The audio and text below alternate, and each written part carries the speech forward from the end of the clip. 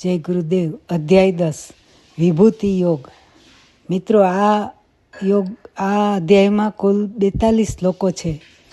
આપણે ગીતાજીના 18માંથી 9 અધ્યાયની ચર્ચા કરી. દરેક અધ્યાયનો ટૂંક સાર આપણે જોયો.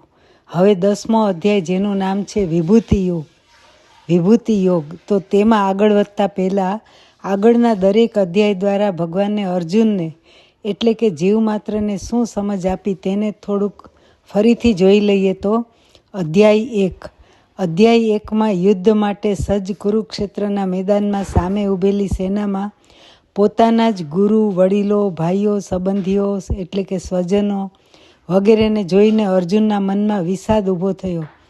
અર્જુનના મનમાં ઊભા થયેલા વિષાદ અને ક્ષણિક ઊભો થયેલો મોહરૂપી સંન્યાસ તેને દૂર કરવા ભગવાને અર્જુનને સ્વધર્મનું મહત્ત્વ સમજાવ્યું. સાથોસાથ સ્વધર્મથી જ જીવ પ્રગતિ કરી શકે તેમ પણ સમજાવ્યું. મિત્રો, આ વાતને આપણે આપણી ચર્ચામાં પાણી, દૂધ અને માછલીના ઉદાહરણથી સમજ્યા હતા. અધ્યાય 2માં ભગવાને અર્જુનને વધુ ભારપૂર્વક સ્વધર્મનું આચરણ અને તેને કદાપી છોડવું નહીં તેમ સમજાવ્યું. સાથોસાથ સ્થિત પ્રજ્ઞ જીવના લક્ષણો કેવા હોય તે સમજાવ્યું.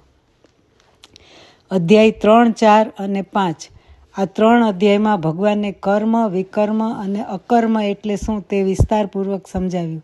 કર્મ એટલે સ્વધર્મનું કર્મ નિરંતર કરી રાખવું, તે એટલે બધું કરવા છતાં મેં નથી કર્યું તેવા ભાવ સાથે કર્મ ચાલુ રાખવું. અકર્મ એટલે તેવા ભાવ સાથે કર્મ કરવું, એ એક પ્રકારનું અકર્મ થયું. એક બીજા પ્રકારનું પણ અકર્મ ભગવાને અર્જુનને સમજાવ્યું, એટલે કે કશું ન કરવા છતાં સંકલ્પ માત્રથી બધું કરવું. આવી અકર્મ દશા અંતિમ સાધ્ય છે. આ બંને બાબતો ઉપરથી ભિન્ન લાગવા છતાં વાસ્તવમાં એક જ છે. વિકર્મ એટલે દરેક કર્મની અંદર પૂરેપૂરું મન લગાવીને કરવું, તે સાથે સાથે મનને પૂરી ચિત્ત સુધીથી દરેક કર્મ કરવું, તે વિકર્મ. આપણે યજ્ઞરૂપી કર્મ તરીકે વિકર્મને સમજેલા. અધ્યાય 6માં ચિત્ત શુદ્ધિના ઉપાય તરીકે ભગવાને ધ્યાનયોગ અને સાચા અર્થમાં વૈરાગ્ય એટલે શું તે અર્જુનને સમજાવ્યું. અધ્યાય 7માં ભક્તિનો મહિમા અને ગૌરવ સમજાવતા ભક્તિનો વિશાળ ખંડ ભગવાને ખોલ્યો. અધ્યાય 8 દ્વારા ભગવાને અર્જુનને ઉપરની બધી બાબતો માટે તેનું પરિણામ તો જ આવે કે જો તેનું સાતત્ય જળવાય. એટલે તો વિવેકાનંદે કહ્યું ને કે ઉઠો, જાગો અને ધ્યેય પ્રાપ્તિ સુધી મંડ્યા રહો એટલે સાતત્ય. જ્યારે આપણા ગુજરાતના વીર કવિ નર્મદે ગાયું, ડગલું ભરવું કે ના હાઠવું. એટલે એકવાર આપણે રસ્તો કંડારી લીધો પછી એમાં આગળ પાછળ ન થવું. અધ્યાય 9માં ભગવાને અર્જુનને રાજયોગ કહ્યો, જેમાં જીવ માત્રને સમજાવ્યું કે દરેક નાના મોટા કર્મો કરીને ઈશ્વરને સમર્પિત કરી દેવા અને ઉપર પ્રમાણે કર્મ, અકર્મ અને વિકર્મ સતત કરતા રહેવા છતાં પણ તેમાં મેં નથી કર્યું તેવો ભાવ હોવાને લીધે કોઈ પણ પ્રકારનો થાક તો લાગતો જ નથી. મિત્રો, આપણે સમાજમાં એવા કેટલા બધા સંતોને જોઈએ છીએ કે જે મોટી ઉંમર હોવા છતાં, નાદુરસ્ત તબિયત હોવા છતાં, વિશ્વ ફલકમાં ફરતા રહેવા છતાં અકલ્પનીય કાર્ય કરતા હોય છે અને આપણા મનમાં આશ્ચર્ય જન્માવતા હોય છે. પરંતુ તેનું મુખ્ય કારણ તો કાર્ય કરવા છતાં કાર્ય તરફ રહેતો તેમનો અલિપ્ત ભાવ જ છે. આટલું જાણ્યા પછી પણ હે મિત્રો, જીવ પોતાના વિવિધ પ્રશ્નોના કુંડાળામાંથી બહાર નીકળી શકતો નથી. તો તેનો ઉપાય શું? મિત્રો, આ 10મા અધ્યાયમાં તેનો ઉપાય ભગવાને બતાવ્યો છે.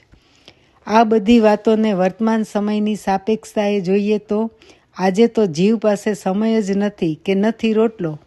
આ બે વસ્તુને પ્રાપ્ત કરવામાં જીવનું આયખું નીકળી જાય છે. તો આવા સંજોગોમાં ઈશ્વર પારાયણતા ક્યાંથી લાવવી?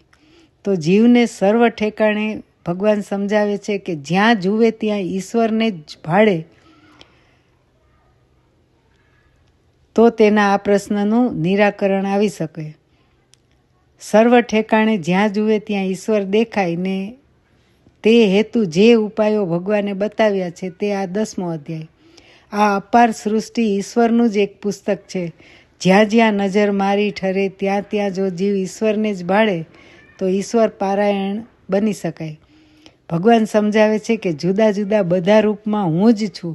એટલે તો નરસિંહે ગાયું ને, અખિલ બ્રહ્માંડમાં એક તું શ્રી હરિ, જૂજવે રૂપે દિશે અનેક ભાસે. જુદા જુદા રૂપમાં અખિલ બ્રહ્માંડમાં ઈશ્વર એક જ વ્યાપ્ત છે. રામાયણ વાંચીએ તો રામ ગમે પણ રાવણ ન ગમે, પરંતુ ભગવાન તો કહે છે રાવણમાં પણ ઈશ્વર છે. સજ્જન અને દુર્જન બંનેમાં ઈશ્વર દર્શન કેવી રીતે કરી શકાય તે અધ્યાય 10 શીખવે છે. સાગરના એક એક બૂંદમાં સાગર જ છે. મિત્રો, આપણે એક વ્યવહારુ દાખલો જોઈએ તો ઘણીવાર આપણે બ્લડ ટેસ્ટ કરવું પડે તો શું ડૉક્ટર આખા શરીરનું બ્લડ ઉલેચી લે? ના, બ્લડના થોડાક બિંદુનું ટેસ્ટિંગ કરીને સેમ્પલ લઈ લે અને રિપોર્ટ આપે તે આખા શરીરના લોહીને લાગુ પડે. તેવી જ રીતે સૃષ્ટિના દરેક સ્વરૂપ ઈશ્વરને જ પ્રતિબિંબિત કરે છે. સૃષ્ટિની પ્રથમ ઈશ્વર પ્રતિમા જોવી હોય તો તે માં છે. એટલે જ શાસ્ત્રો પણ સ્વીકારે છે કે માત્ર માની પૂજા કરવાથી જ મોક્ષ શક્ય બને છે. મોટી ઉંમરે બાળકો કામ લાગી શકે એટલે શું માં બાળકો પાછળ ભરપૂર પરિશ્રમ ઉઠાવે છે? ના, માં એટલે સંપૂર્ણ વત્સલતા. અને એટલે તો કહ્યું છે ને કે બધે ઈશ્વર ન પહોંચી શકે માટે તેણે માને બનાવી. વત્સલતા એટલે ઈશ્વરનો સ્વભાવ એટલે માનો સ્વભાવ એ સરખો જ છે. આમ મા અને ઈશ્વર એક તોલે આવી ગયા. ટૂંકમાં સમષ્ટિમાં એક શ્રી હરિ જ વ્યાપ્ત છે. અને વળી અર્જુનને એમ પણ સમજાવે છે કે હું અજન્મા છું, પણ બધું મારામાંથી જ જન્મ્યું છે અથવા ઉત્પન્ન થયું છે. અત્ર તત્ર સર્વત્ર હું જ છું. એટલે હે અર્જુન, તું મને વિભૂતિ સ્વરૂપ જાણ. મારી વિભૂતિનો તો કોઈ તાક કે પાર પડે એમ નથી. અર્જુન, તે તો અનંત છે. તેમ છતાં વિભૂતિ કેવા પ્રકારની હોય એ જાણવાની જિજ્ઞાસા અર્જુનને થઈ. આથી ભગવાન કહે છે કે હે પાર્થ, સાંભળ. દરેક પ્રાણીનું હૃદય હું છું. સૃષ્ટિની ઉત્પત્તિ, મધ્ય અને અંત હું જ છું. આદિત્યોમાં વિષ્ણુ હું છું. નક્ષત્રોમાં ચંદ્ર હું છું. 11 રુદ્રોમાં એક રુદ્ર શંકર હું છું. દેવોમાં ઇન્દ્ર હું છું. પ્રકાશમાં સૂર્ય હું છું.